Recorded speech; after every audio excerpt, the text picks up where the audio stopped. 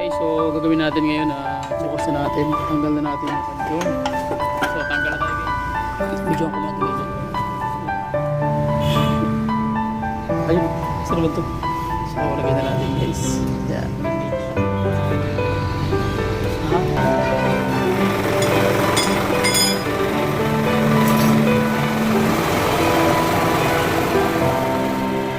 Palang araw guys, meron tayong client na Isuzu 4SG1 na unit engine. Okay, so ang gagawin natin ngayon is tuturuan natin kayo yung basic pointers kung paano mag-assemble or mag-disassemble ng transmission manual.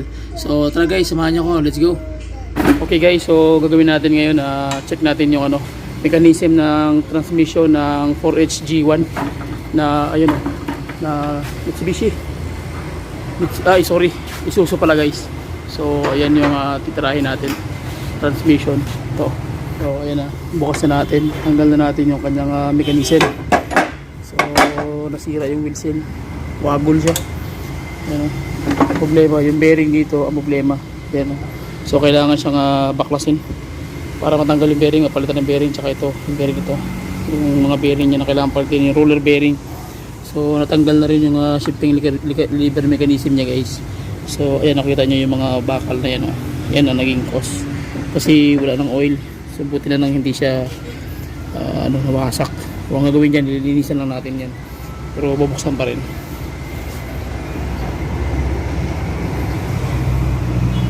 Ayan,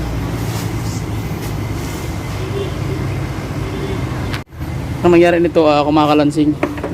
Ayan laki ng play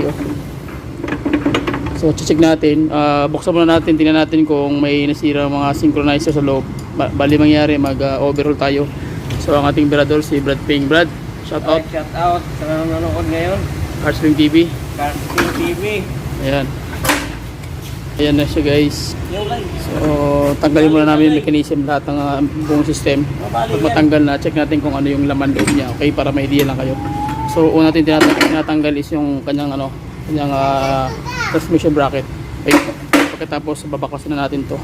Sunod tatanggalin itong yung shifting lever mechanism set assembly. Yan. Diyan yung maglalaro yung kambyada mo. To. Tanggalin yan. Pagkatapos tanggalin tong pinaka-lock niya, lock plate. Pagkatapos baklasin yung buong housing. Sige, break tayo guys pag natanggal na namin. Aking okay ka lang Lai? Ay di siya okay. Sige guys, balik kami guys pag natanggal lang, hindi siya okay. Yun. So tanggal na tayo guys ng housing. Up, wait. Fire. Wow, ang ganda guys. Woo. Ito yung engine transmission ng 4SG1. Yan. So, okay. Ayan na. Kita na natin ang buong mechanism. So far, yung bearing niya, wala namang sira. Ayan, walang sira yung bearing guys. Synchronizer. Ito na to. Limpyuhan na siya. Ayun Ayun dumi. Sa bearing to. Okay, so far, wala namang bungi yung dyan, yung transmission. So, linisan taga to guys. Linisan natin to.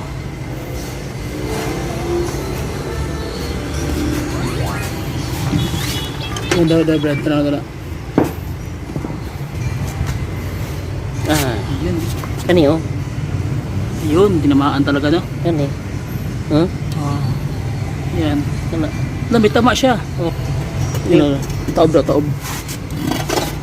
Yung bearing dito. Hindi naman makita ni Madia. Darao. Ito yung tama. So yung bearing dito, ang kailangan tanggalin. Tanggalin to lang, mas hishap to. Kuhan man eh naungot naman eh. Ungot na tanggalin niya siya. Nga, kinala na magtanggal ni murag inito ni ba? Mas hishap nila. Hindi na ganun mo tuyok Hindi ang ikot, dapat ang ikot yun. Sige, so tatanggalin namin to guys. So ayan na yung mechanism niya. Transmission ng 4SG1. Hindi na pili ka pumabalik eh. Huwag mo naman ito yun. Mas hishap gyapon. Wang naman na. So ayan yung mga parts niya. Ayan. So napansin natin na wala siyang oil, tapos nagkaroon siya ng problema sa loob, mechanical. Okay, si brake na yun guys, pag-ilis mo kami, tapos simbolin natin, bili natin ng pyesa, bearing, ito sira. Okay, tatanggal na kami ng mechanism. Ayan, tanggalin natin mechanism guys. Dapat si Kalega. So yan, kailangan natin ng maso para ano, sureball. Tatanggalin natin guys yung kanyang main bearing mismo, yung nasira, yung nagbara kasi nga walang oil. So medyo tricky lang pagtanggal to dahil matigas ito tanggalin, pero sikapin natin matanggal para makita nyo kung paano siya tekniko paano bunutin yung ano, main bearing ng kanyang output shaft. So kailangan mo lang malupit-lupit na dukdukan. Kasi time na ubusan ng oil, ang nangyari yung main bearing ng output shaft bumarang kumalso, tapos yung butas mismo ng kanyang housing assembly na kinakabitan ng main bearing, nangyari talagang bumigay talaga, lumaki yung butas, kaya umaalog-alog yung kanyang main output shaft. So tumatakbo siya ng almost 5th gear, ganun, mga 100 ang takbo niya.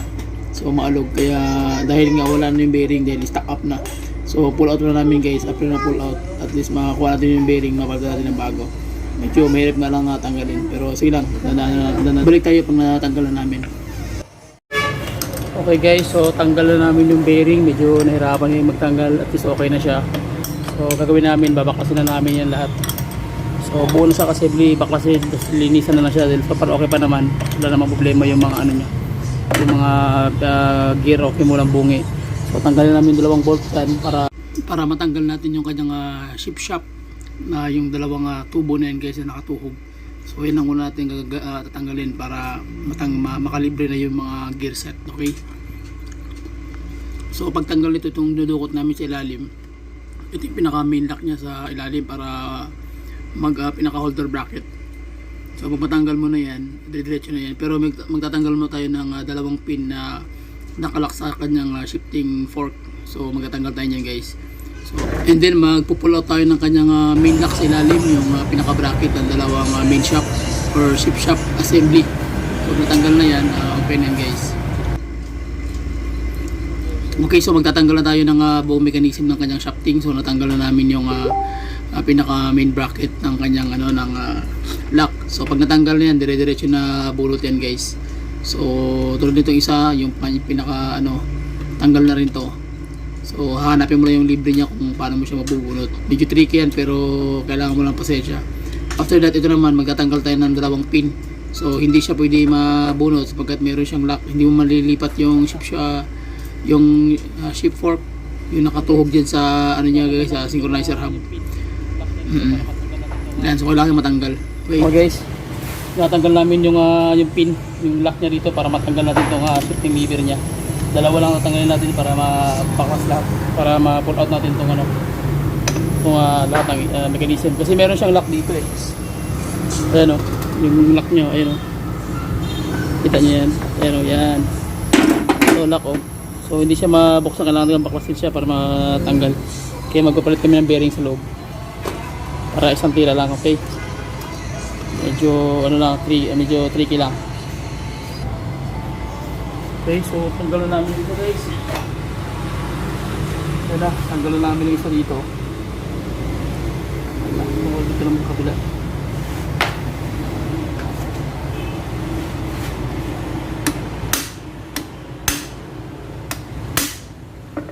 Baka mo bro.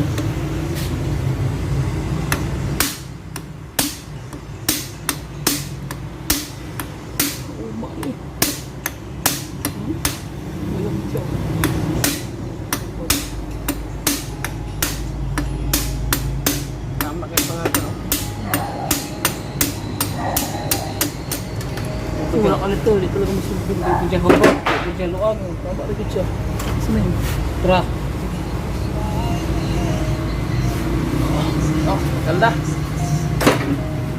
Dalawa na. Balik ako guys, pag natanggal ko na ulit ito, lahat. Transmission.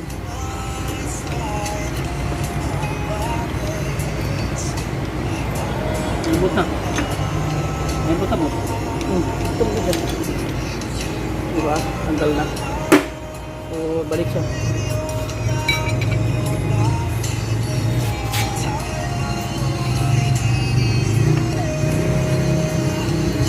So, ito lang. Bakit ko mawala.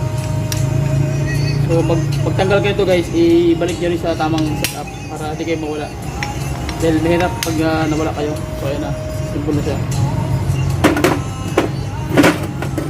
Okay. So, ipalit ito.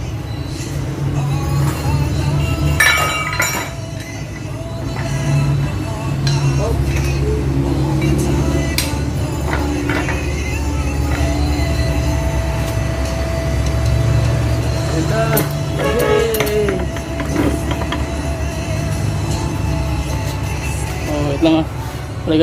Balik kami pagtanggal na yan. Okay guys, okay na. Nakuha na namin yung sistema. Ano Brad? Okay ka lang Brad? Okay lang. Para ka ng bonakit na may laban ah. Yan o. So okay na to siya. Yung bearing niya hindi napapalitan, sabi ng may-ari dahil okay pa naman. So ang problema lang natin dito, ito. Kinain na mismo yung ano niya oh. Ayan, kita niyo may malaking bawas. Dito naman oh. So mismo yung bearing, ito siya yung nasira. Yan. So ito, wala na talaga. Laki ng space na nabawas.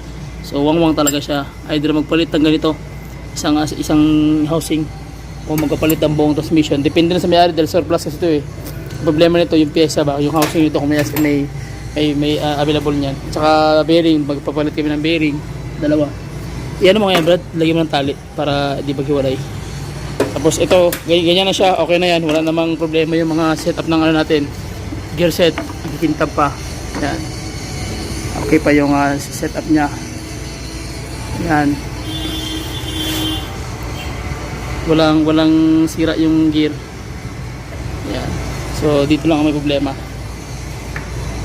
Ito yung sira. Okay? Okay. So linisin muna namin tapos balik kami kung paano pa ulit pag-assemble. So ano yung mga piyesa niya. Kalas na. Video ako mga ito guys, ipakita ko sa may-ari yung housing na kailangan palitan. Ayan.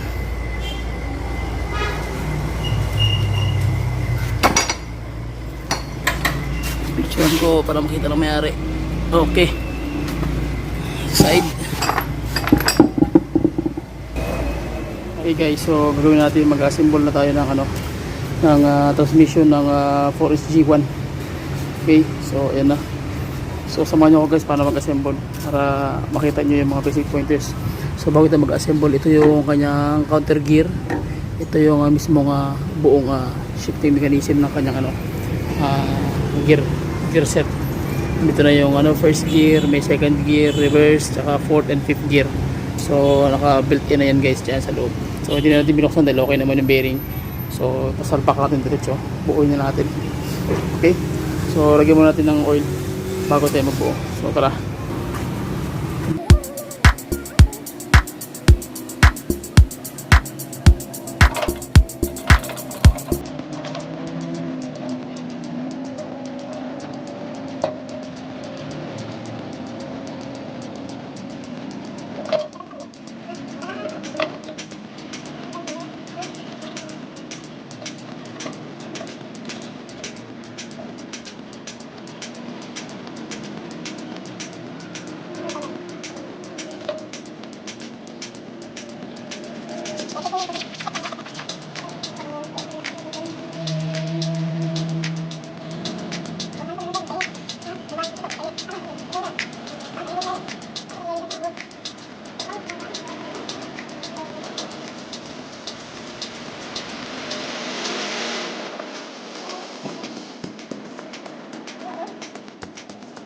Okay, so mag-assemble na tayo guys. Una natin gagawin is malinis na yung lahat ng parts, naka-ready na, nakahanda na lahat.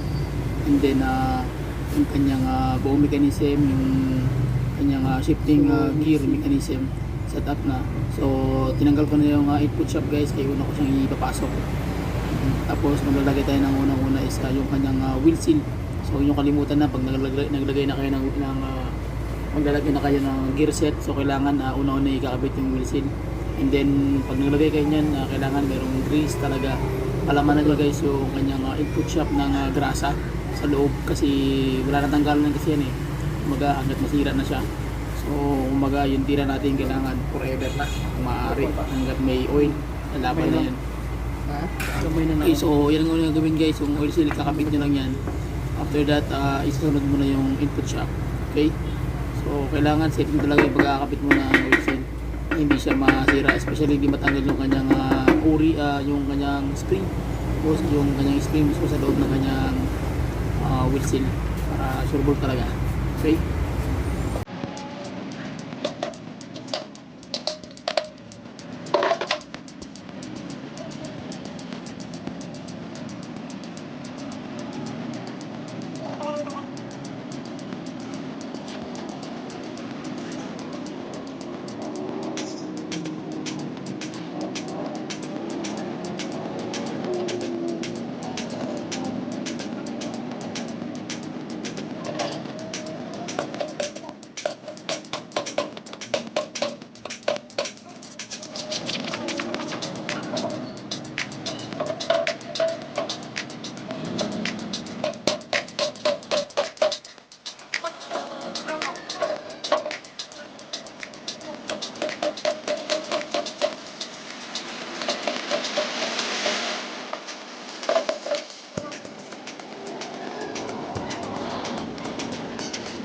Okay, so napasok na natin guys ang kanyang input shop. So ang gagawin natin, maglalagay naman tayo. Ilalagay natin tong kanyang pinion na stick bearing.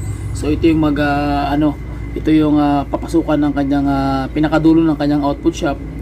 Okay, so yan ang magiging guide yung stick bearing na yan. So hindi pwede wala yan, hindi rin pwede kulang yan. So kailangan ano talaga yan guys, nandiyan talaga yan kasi siya yung magiging pinaka balancer mismo sa kanyang sa dugtungan ng input shop at ng output shop. So importante yun guys, so kailangan hindi nyo makalimutan yan. So yun ang mga basic pointers. Okay, so sige, fast forward lang natin guys para mabilis.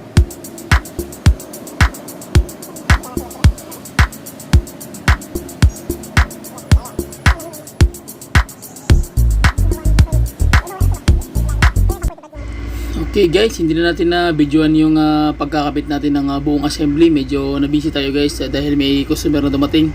So pasensya na talaga. So ang pagkabit nito, same lang din sa pagtanggal natin. Nakita natin tinanggal ito, same lang din. So ang ginagawa namin ngayon, kinakabit na namin yung kanyang main bearing na bago. Ayan, so kailangan mo ng malaki-laking tubo para sukat doon. Saka hindi siya maiipit. Kailangan pantay talaga yan kasi pag hindi yan pantay magkakaroon ng problema yung bearing mo, magwagol yan o either sisikip, so magkakaroon siya ng problema sa loob. Okay, so yan ang mga basic pointers guys sa pagtira ng transmission. So nakabit na namin yung shift shaft, yung dalawang tubo na nakatuhog na yan, tapos yung kanyang shifting fork, yung tatlong nakatuhog sa kanyang hub. Okay, hub set, assembly, gear. Yan yung magtutulak guys kung gusto mo mag second gear, mag fourth gear o mag third gear o mag second gear. So depende na yan sa shifting mechanism ng kamay mo kung ano sa mo siya papasok. Okay, so nakabit na rin namin yung mga pinlock ng kanyang shift shaft mechanism guys. So mamayang konti magkakabit na tayo ng kanyang buong housing. Okay, so yan ang mga basic pointers guys. Sunod natin gagawin is yung kanyang bearing mismo sa kanyang counter gear, ikakapit natin guys para dire-diretso na. So naka-fast forward lang yan para makita nyo kung paano siya ikabit. Medyo mahirap siya ikabit kung hindi nyo ganong alam. So magkakabit kayo ito, kailangan kuha nyo yung tamang setup nito, yung kanyang level. Kasi kung hindi, tumatagilid din guys at mahirap ipasok. Kasi yung pag napasok na yan, tapos pag tinanggal mo, may posibilidad na masira siya. So ingatan talaga yan guys, okay? So yun ang mga basic pointers.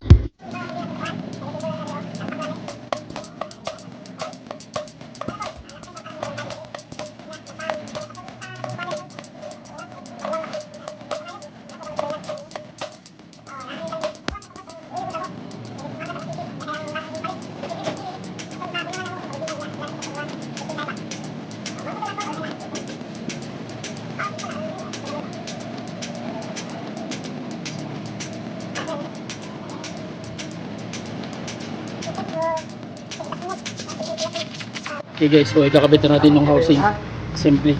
So yung nasira sa kanya, hindi na natin ibabalik yun. Pati bago na itong housing.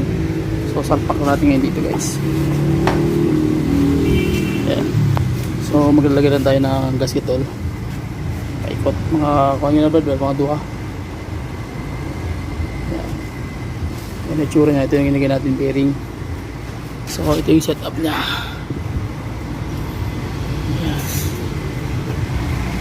Kita nyo itong lock na to.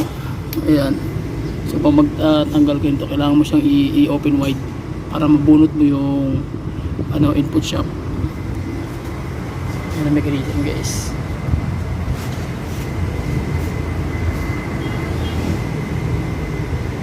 Naka-neutral na siya.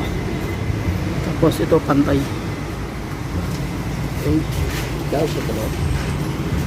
Hindi ka ma-malisipan. Suntoy akong lubot.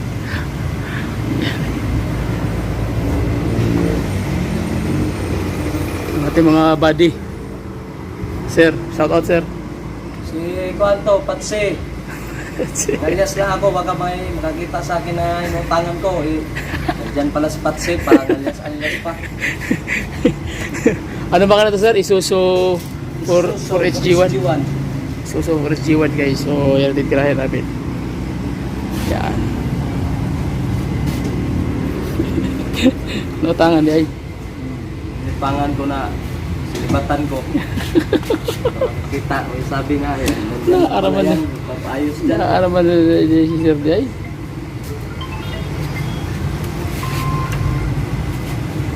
Hello? Oy. Yes. Oh, ano sa'yo update? Tapos na? Tawad lang eh. Padulong ako ang boss. Ako ang mag-iyak na balik, ha? Okay. Sige. So kabit na tayo guys ng kabilang housing. Yan. So salpak na natin Ano yung siya? housing assembly guys. Diretso na yan. So kung magsalpak nyo ito, meron niyang guide. Either walang guide naman, gagawin nyo isisenta nyo na yun talagang main guide ng kanyang bearing sa kanyang hulihan ng kanyang output shaft. So may bearing yan, may guide yan. So doon kayo base para hindi mamali yung alignment, para sentro tayo ng kanyang mismong mechanism. Okay? And then after that, dire-diretso na yan guys. Kailangan ma-setting yung ilalim bago kayo magbobolt, kasi baka magbolt kayo yung sumabit dun, mabali. Okay? So especially yung kanyang shift shaft, yung dalawang tubo na nakatuhog doon, kailangan sa pull talaga yun sa may butas niya, kasi kung hindi magkakaroon ng problema.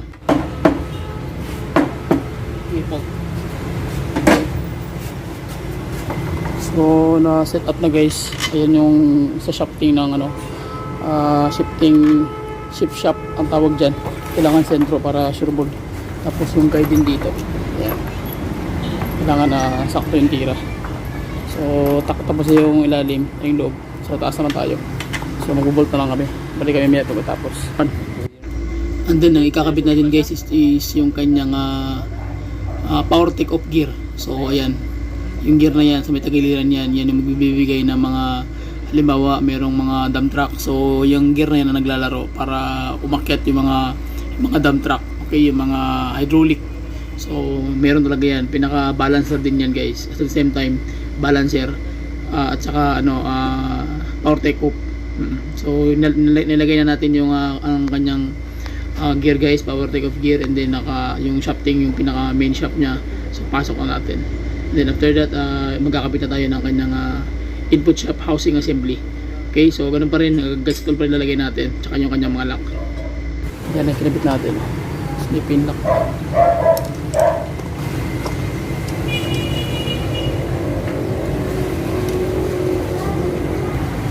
So okay na. Yung mga pulsing ganito, di mabuksan. Mawas lang kung dito yung sige. Diyan labas. Ganun-ganun, balik-balik. Dito na labas, tapon, balik dito.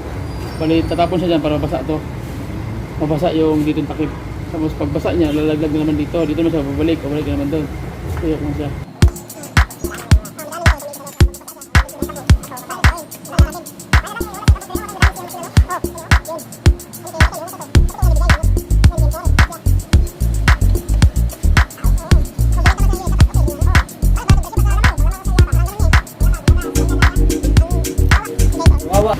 Hey guys, almost done na tayo guys. Brad, shout out Brad.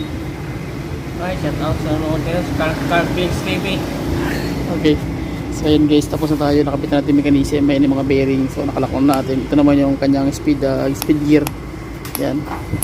So tatakpan lang yan sa input, sa output shaft na housing. So maglalagay naman tayo dito. ng takip para matihaya na natin. So ayan na siya guys, naka neutral position. Ayan, kailangan naka neutral position para sure ball talaga. Ayan.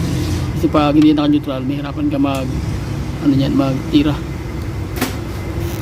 hindi siya mag engage na maayos. Nagkita na yung dalawang doon, yung dalawang bolt, no? Oh, muna. Okay. Ang ating tirador, si Brad Pink. So pag natakpan na, tihaya natin. Pagkatapos tihaya, okay na. Okay.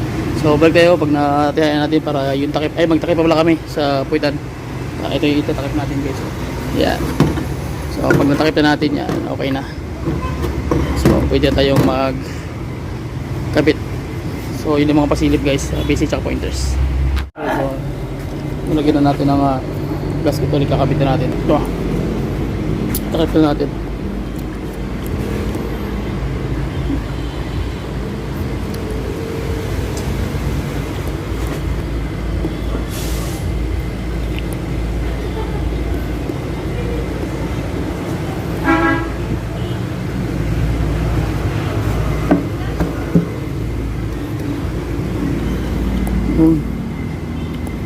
So bolt na lang. So takpan na dyan sa ilalim. So okay na. Kinagit siya makina, no? Parehas niya, no? Hindi na may pa rin. Nagagos yung makina na. May makina siyang ganyan, makina ba? Neutral na yan siya. So almost done na tayo guys. Ito muna yan. Ito yung siya, neutral siya. Yung maingin na yun, yung ano yan, synchronizer.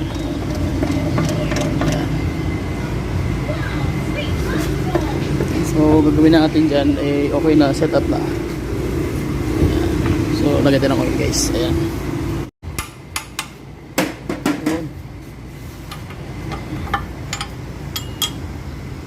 So lagay tayo ng oil guys. Ano yan, ha? Oh bre. Yun. Uy, ano yung mga laruan?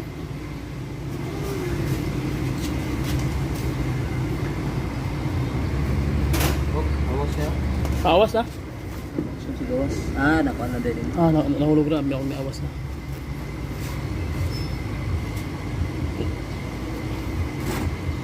Aduh, kayak pakai awas, oi. Aku kayak ini, oh.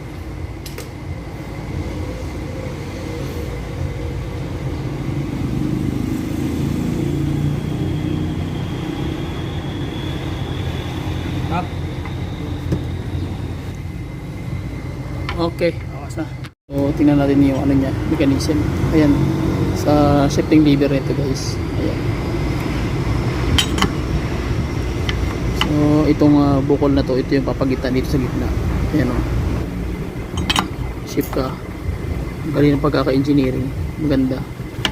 So pwede siyang magkabaliktaran. Ayan. Pwede siyang magkabaliktaran. Dali. Tumba. Yeah. Okay. So hindi ko muna i-fix yung mga lock para makuha natin yung stem. So ito na yung ano niya. So ayan yung mechanism niya. So tatama siya dito. Itong pinaka ano na to. Ayan. Pinakadulo na yan. Siya yung mag-shift dito sa loob. So meron siyang guide. Mas maganda to kasi meron siyang guide eh. Yung iba kasi walang guide, diretso na salpak ganun. So minsan pumapalo sa dalawang ano. Ito hindi, sentro talaga siya. Maganda yung pagkakayari. Okay, okay, sa bilib ako. Yan na yung kanyang shifting lever. So sige. Ano tong country was? Ayun, saan naman to? So lagay na natin guys. Yan.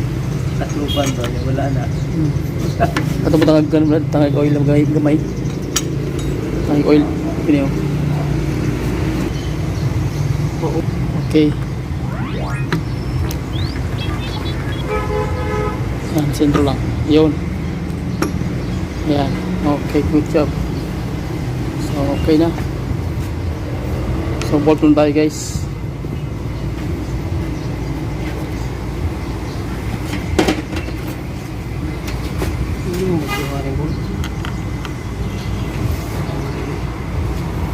Muna siya mo palo-palo dito. Mo ano sa roller kanyo. Ito yung mo ano sa roller ganun. Ito naman yung mo engage. Ha? So ayun guys, nakakita namin.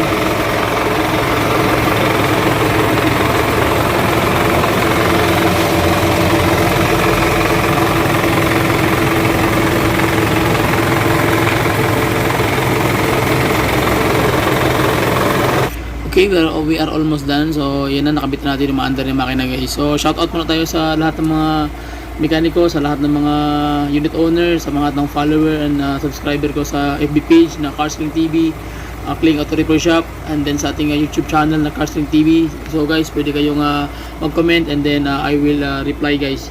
And then shout out sa inyo lahat. So, maraming salamat talaga sa walang sawang suporta. At unang-una, ako yung nagpapasalamat sa buhay na Panginoon Jesus sapagkat siya nagbigay sa akin ng knowledge at wisdom about sa engine. So malaya ko itong ibibigay sa inyo guys na libre na karunungan na may bahagi. So yun lang, please subscribe to my YouTube channel, share it, comment down below, and then God bless. Bye bye, see you.